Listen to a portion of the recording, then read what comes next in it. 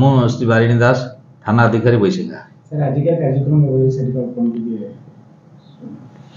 आज सन्धार आमर जो बर्तमान मयूरभंज जिले जो गोटे पिला चोर चोरणी जो गुजब आसी से बाबद गोटे सचेतनता वार्ता देवाई गोटे आम सभा आयोजन करूँ समस्त सरपंच समिति सभ्य सभ्या एवं सांबादिक बंधुमान भद्रलोक मान डकईक आज गोटे मीटिंग कराला आमर थाना परिशेष से आम समस्त को अनुरोध कलु ये पिला चोर गुजब दूरे रुहतु से विश्वास करूनी जदि आपण मान नजर एभलिया कौन लोक आसती तुरंत सेटा आमर थाना को जनया सहित 112 को कॉल करेंगे